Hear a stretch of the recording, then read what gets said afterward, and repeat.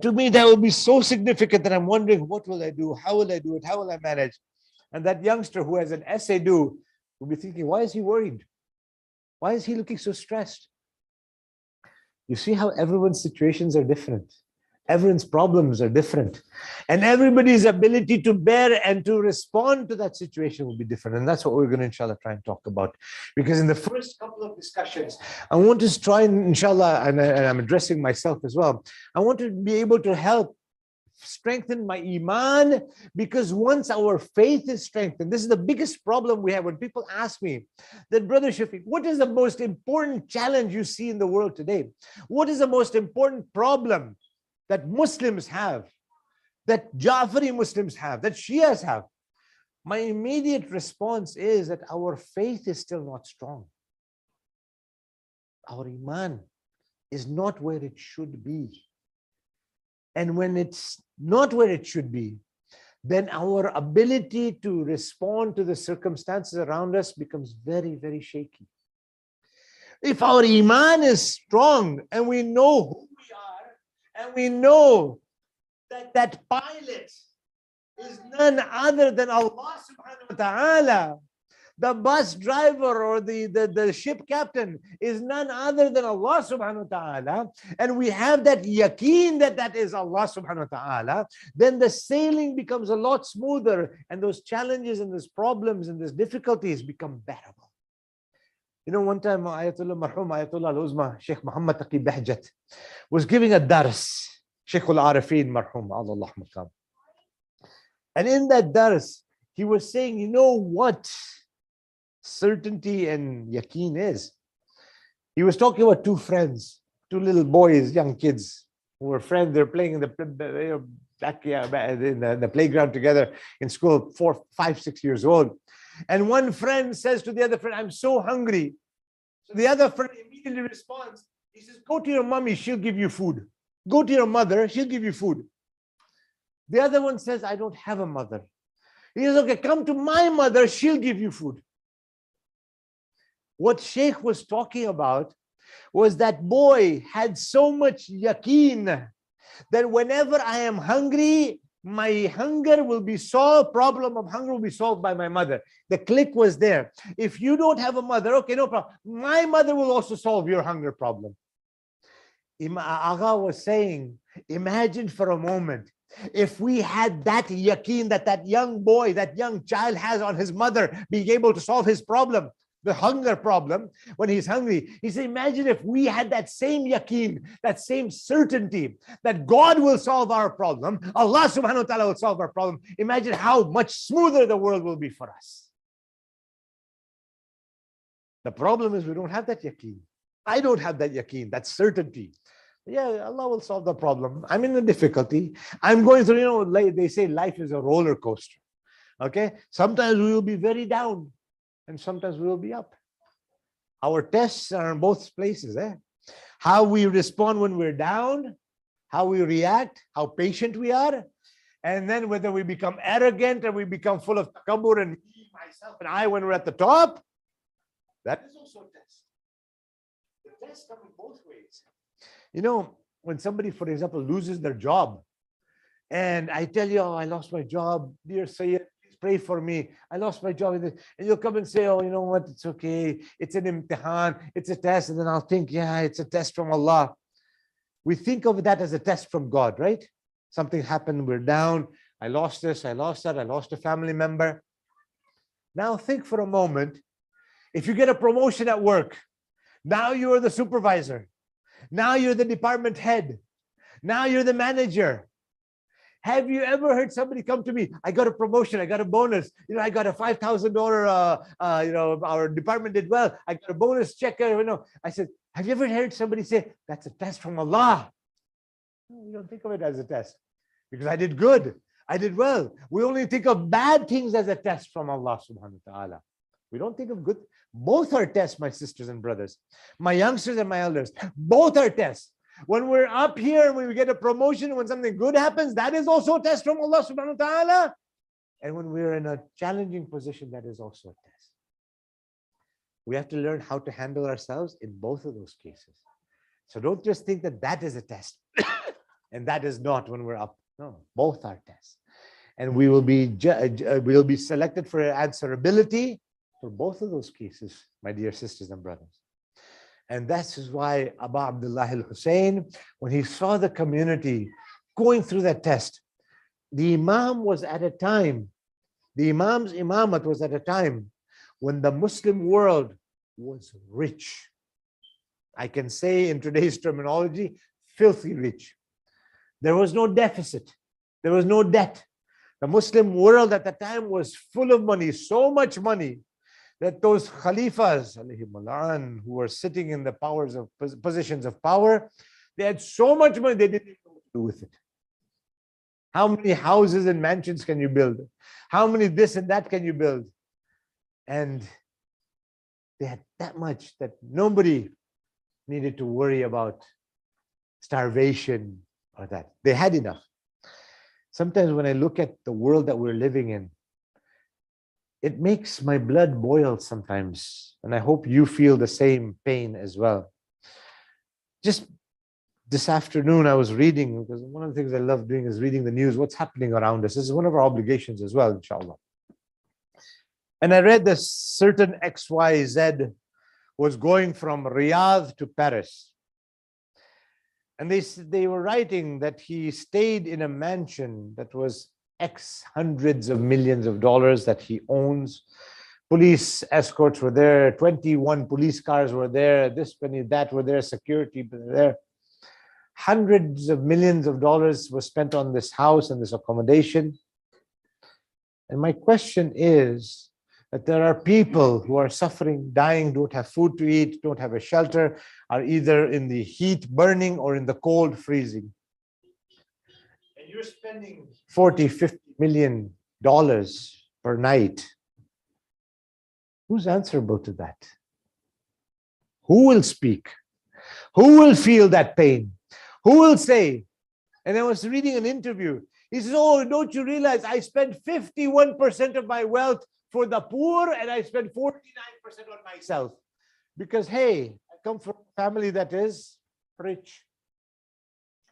Baba, how did you become rich? You don't have any businesses.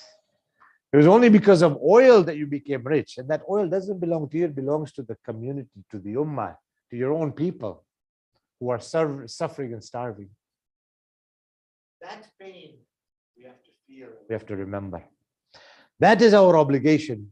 Because Imam taught us, the Aimma alayhimus salam, all of the Imams taught us that to be a true Muslim, you need to feel the pain of the Ummah. The Prophet says anybody who wakes up in the morning and does not care about the affairs of the Muslims, does not care about the sufferings of others, فَلَيْسَ مِنَ الْمُسْلِمِ, he is not a Muslim.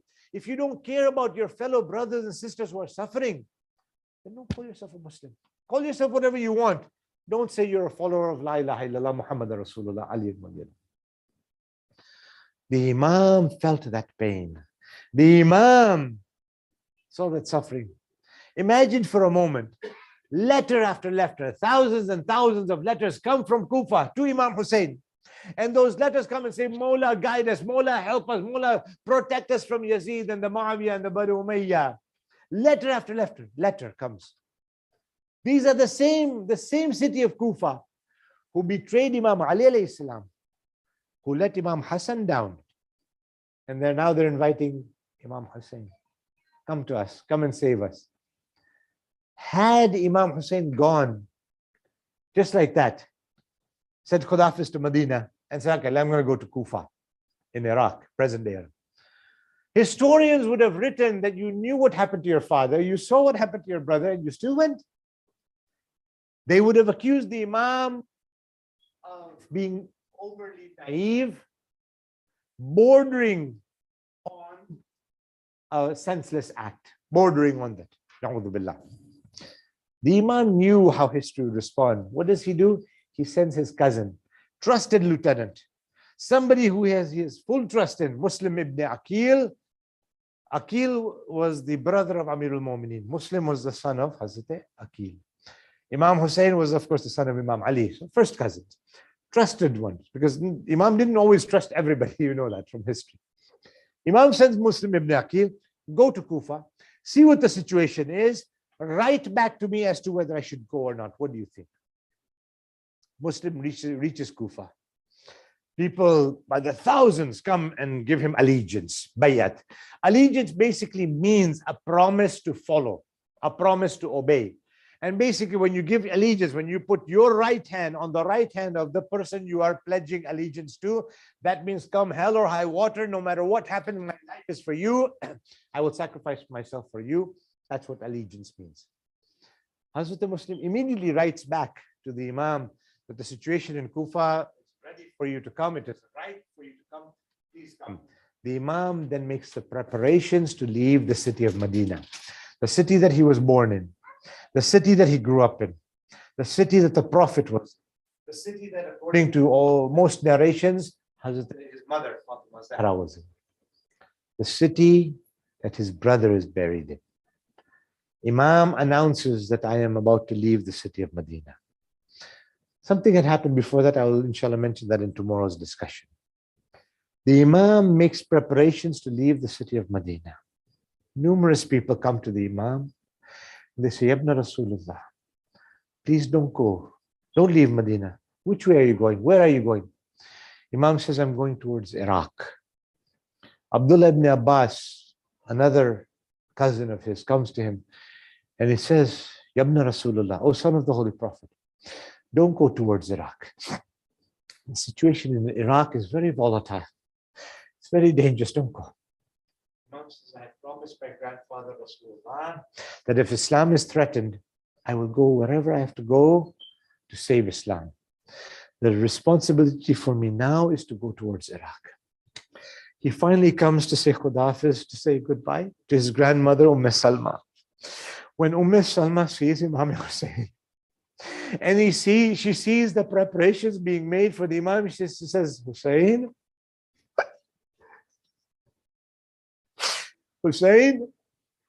what are you planning?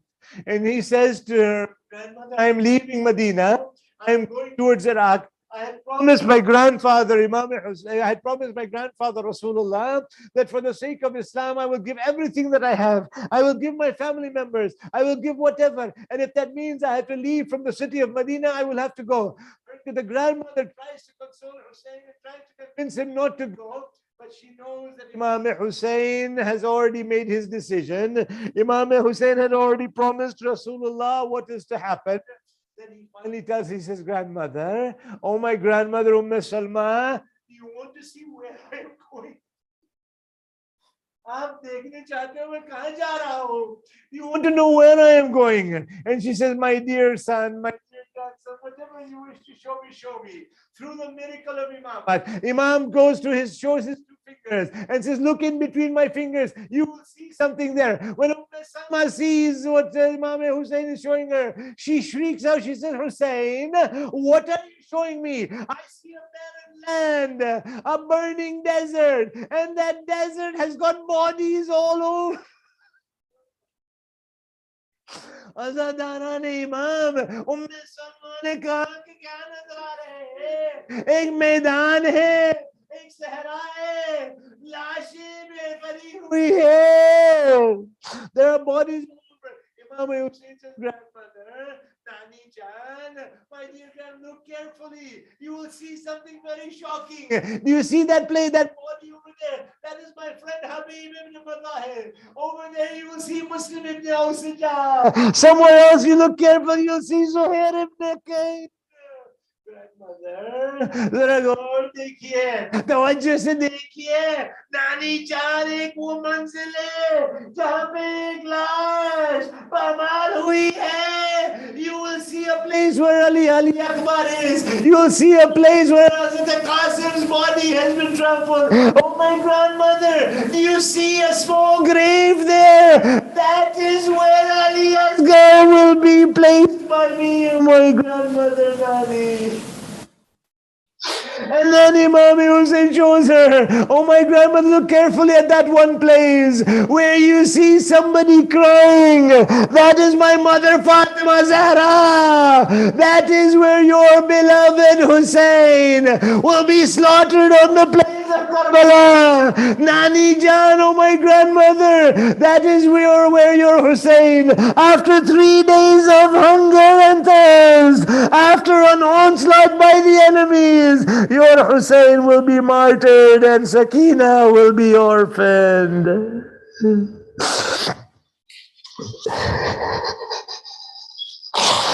سيعلم الذين ظلموا أي منقلب ينقلبون إنا لله وإنا إليه راجعون.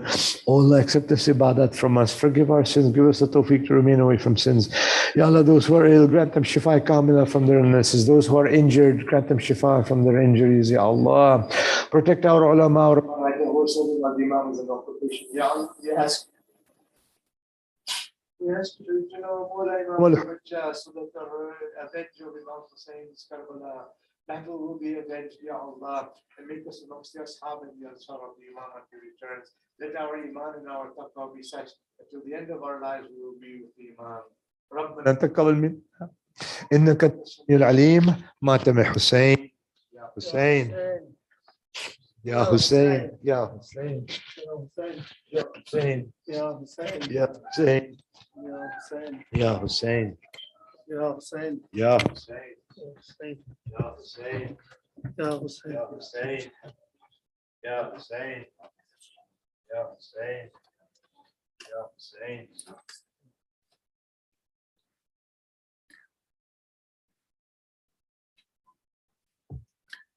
بر روی تمام شهدای کربلا یک صلوات بلند.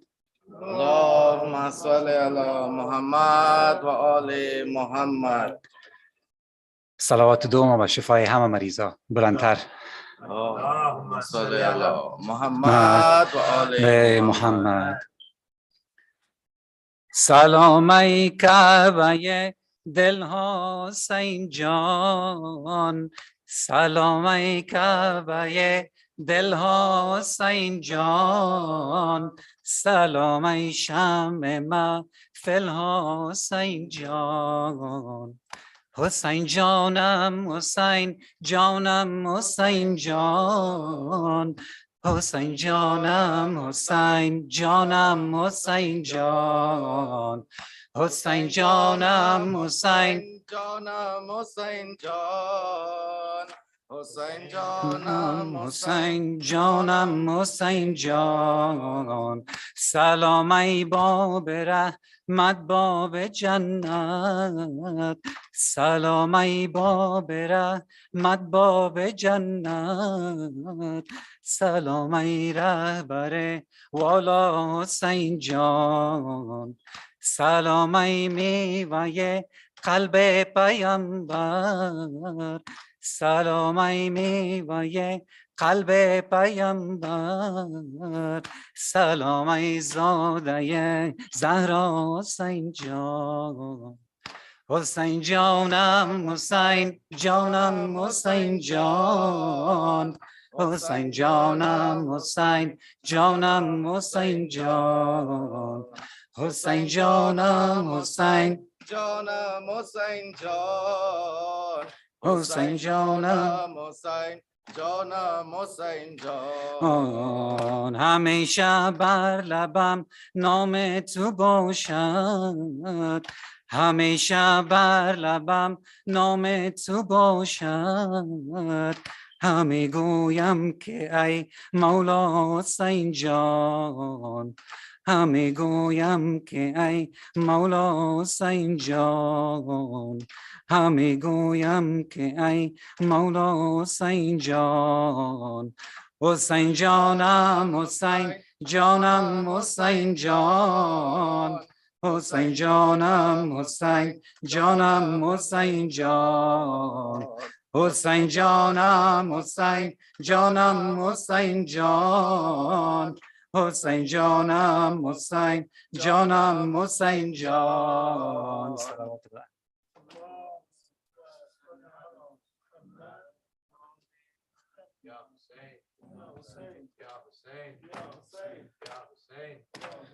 یا حسین.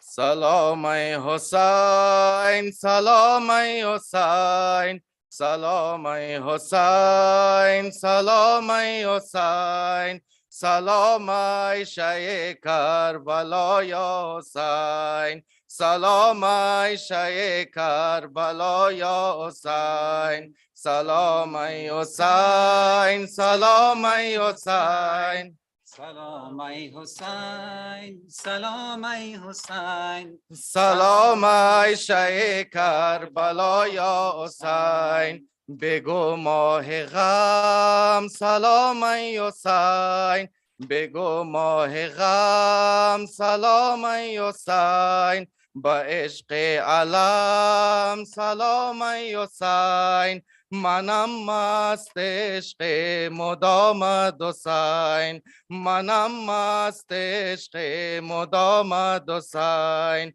سلام ای حسین سلام ای حسین سلام ای حسین سلام ای حسین سلام ای شیخ کربلا یا حسین سلام ای شیخ کربلا یا حسین قسم خوردهم بابل المتین که جان می دهم به درگاه دین که جان می دهم به درگاه دین هدایت شدم با مرامت حسین هدایت شدم با مرامت حسین سلام ای حسین سلام ای حسین سلام ای حسین سلام ای حسین سلام ای شیخ کربلا یا حسین امیری حسین و نعم الامیر امیری حسین و نعم الامیر با طوفان غم مرا دست و گیر منم مثل جونت غلامت حسین منم مثل جونت غلامت حسین سلام ای حسین سلام ای حسین سلام ای حسین سلام ای حسین سلام ای شیخ کربلا یا حسین مرا کربلا رسان اربعین مرا کربلا رسان اربعین منم زائرت شیب قرین منم مرغ به بال بامد حسین سلام ای حسین سلام ای حسین سلام ای حسین سلام ای حسین سلام ای شیخ کربلا یا حسین سلام ای شیخ کربلا یا حسین پناه منی حبیبی حسین پناه منی حبیبی حسین بر مشکلی طبیبی حسین سند خورد قلبم به نامت حسین سند خورد قلبم به نامت حسین سلام ای حسین سلام ای حسین سلام ای حسین سلام ای حسین سلام ای شیخ کربلا یا حسین امیری حسین و نعم الامیر امیری حسین و نعم الامیر با طوفان غم مرا دست و گیر با طوفان غم مرا دست و گیر منم مثل جونت غلامت حسین سلام ای حسین سلام ای حسین سلام ای حسین سلام ای حسین سلام ای شیخ کربلا یا حسین سلام ای شیخ کربلا یا حسین یا حسین